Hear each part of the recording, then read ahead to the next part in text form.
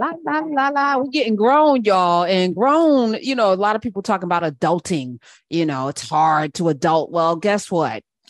You're going to have to figure it out. Yes, being an adult comes with responsibilities, and we can handle it all. And here to help us gather through and wade through the water is the one and only Yemiya herself, the queen of all things health.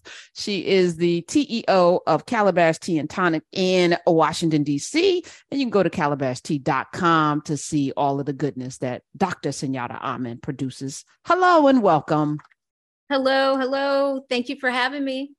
Thanks for coming. Thanks for coming. We were talking during the break. I'm having this conversation about Bethune-Cookman, but not really. It's a deeper conversation, and it's really about our responsibility to being our, the best representation and accepting nothing less than that from the people whose money and energy we're pouring into. You gonna show up for us. Period. Right. Absolutely. As an HBCU girl, I can second that emotion. What does that mean when you say that? That I second that emotion? No, that as an HBCU girl, what does that mean to you? Well, I mean, I went to an HBCU. I love the energy there. All of our staff, with the exception of maybe a couple of people, are all graduates of Howard University or have attended. My mom teaches at Howard, just the whole thing. We just got a whole energy about us. And of course, some of our favorite folks are in these institutions like Dr. Carr. And it's important that those are safe spaces for us, that if a teacher doesn't like you, we always knew that, hey, that's just because they don't like you. Maybe they're grumpy or they're not hydrated enough. I don't know, but not because we are in an environment of systemic educational academic racism. So it is personal at that point. And not that, systemic racism hasn't touched us all and we don't carry that forward, but for the most part, you don't deal with that. Your professors are like your aunties and uncles. They want to see you succeed. They will roll up. I've had them roll up. I had to roll up at a dorm where I didn't show up for class 2 or 3 times. And the professor rolled up to my dorm and waited in the lobby and then was like, I haven't seen you. And like, what's going on? You all right? You good? Because I figured you must be sick. And I said, nobody's going to care about you like that. There's a love there. Which is why we have to hold those administrators accountable to definitely produce equal and opposite, an equal amount of love. So you want to talk today about worry. Let's get into it. I do. Do you worry, Karen? I don't. I worry not. My Bible tells me not to, because worry does not add 1 cubit to your life. Whatever's happening is going to happen. I don't put a lot in it. And this is in the last 5 years, whatever's going to happen is going to happen. I'm going to do all the things I'm supposed to do. And if it's not going the way I want it to, there's a lesson in it. I'm supposed to learn something. So I'm just going to lean into that. I ain't going to just stress about it. I love that. That's a very, very evolved position. And a lot of us are working toward that on a daily basis. There are lots of mitigating factors with folks on your nerves. Okay. They stand in on your nerves, whether it's your children or your spouse or coworkers, just people in general that you might have to deal with, or circumstances, right? So certainly stability, when we talk about this country, if you're in the United States, is such an amazingly expensive place to live. And the capitalism just don't stop. It said it won't stop, can't stop, won't stop. And so we get into a cycle of needing to pay bills, and then we owe creditors, and then that we have to work harder, and that's stressful too. And it's just this hamster wheel that we get on.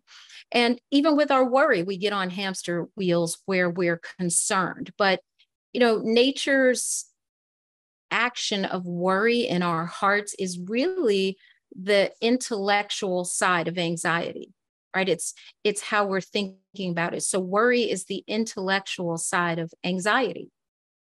And being anxious, having a little fear or having a little trepidation about something is actually a natural animal response. And we are animals. Sorry, you heard it here first, but that fight or flight or fright response is just something that we have. Now, living in that perpetually will destroy your nervous system, and your adrenal glands would just give out. So that's not good. So we just want to talk about how to handle that kind of day to day, because maybe not all of us are as evolved as you, Karen. You on another level, baby. No, I'm not even going to say that. I just I spent my 20s and 30s, having tummy aches and all kinds of hair falling out, worrying about things, and then you get into your 40s and you go, all that. I don't even remember why I worried about those, and it always turns out, and it's a function of having done a lot of things that could make you lose your hair. So right. That's if I just sat still, I probably would be like everybody else. But because I did a lot of things to put me on my ass, I'm like, tomorrow's another day. This too shall pass. The sun also rises, as Hemingway said. So when we're in those spaces of worry and worrying about people, places, things, the attachment to those things, it can be really rough. And that can, like you said, put us on our ass. We can feel like, I just can't do it anymore. I'm not sure how I'm going to get through it. You're giving yourself gray hairs every day. I'm pretty sure that my oldest daughter is responsible for one particular patch of gray hair that runs like a witch's patch, just that straight back on one spot. It's just a stripe. A skunk stripe. We call that a witch's stripe. I love it. That's what happens when you stress witches out. They just get that one stripe. But I will say that it's because we have an expectation of best outcomes, and we sometimes don't stop to just think about, well, what's the worst case scenario? That's what helped me not to worry so much, Karen, was really, what is the worst case and best case scenario? So I lay out like A to Z, right? Like maybe A, B, C, D. This is what can happen. And once you imagine the worst case, they can't get you. They can't get you. So that's really where we want to be. And in that, worrying is that intellectual aspect of anxiety. We can back up from it by using our brain, because yes, we are animals, but we also have this other capacity of logic. Like, how do we logic our way out of that? Because just as you mentioned, having stomach upset, the gut brain is just as complicated as the brain in your head, and it will disrupt your entire life. Your digestion, you'll be going to the bathroom constantly. You'll be throwing up, your acid is bubbling in there and making a hole in your stomach. It's a big deal. So what do we do? Because I know just taking a tea is not going to be enough. I feel like some of the things that keep us up at night. And that's the other thing. I like to sleep too much, and worry will have you looking at the ceiling, tossing and turning, with insomnia, which right. I don't have. I hit the pillow, I'm out in 5 minutes, put on that Bob's Burgers, put the timer on, and I'm ta-ta. But Bob's Burgers. That's my jam. Yep, that's my jam. I put it on the next night. I got to start all over again because I done missed, 25 minutes of it because I'm out. But what else can we do? And I started doing, the golden milk, as I mentioned, with the nutmeg and the turmeric, the ginger, and the black pepper, and that actually is like, I start getting sleepy, so I have to wait to do that. That's like one of the last things I'll do. But the teas, we're going to put that. I need to put that on the bag. Better than Bob's Burgers.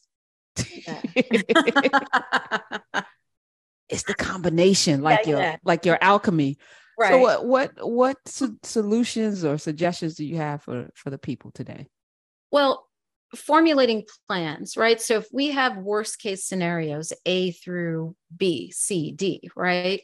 Now we need to take each of those. We're just going to think of it like the scientists that we are. If we can build pyramids, we can do this.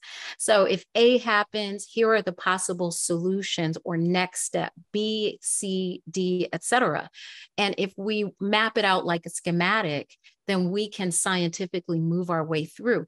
Part of what happens with worry, do you remember that in your own life, that like worry was like a bowl of spaghetti? It was just all over the place. And your mind is not clear. It's just cluttered in there. And as we talk about this season that we're moving into and these 40 days that you want us to really think about, we can declutter our thoughts, which is part of getting rid of that button of worry, and turn it into planning, turn it into, all right, I feel anxious. Now I can control that anxiety by making a forward motion. What is my next step?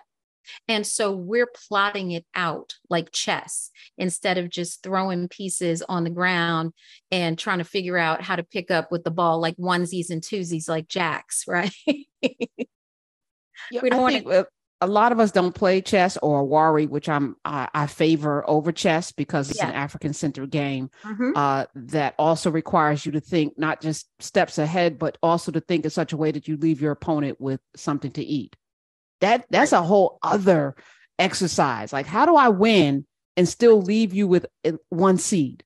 You know, I think that planning ahead and also incorporating community, because that's how I look at it, That's is the next important. thing that I was going to talk about. So we right here is that when we are in a state of worry, we often sequester ourselves.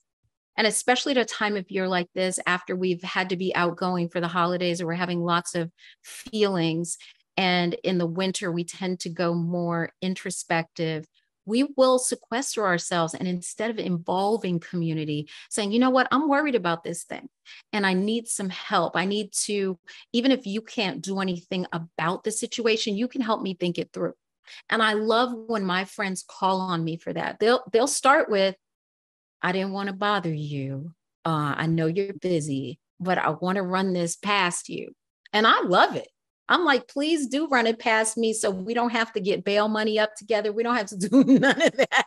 Come on and talk to me. Let's work it through. And even if I do not have a solution, which is very rare, but even if I don't, at least you feel like you have someone to speak to and we're in community.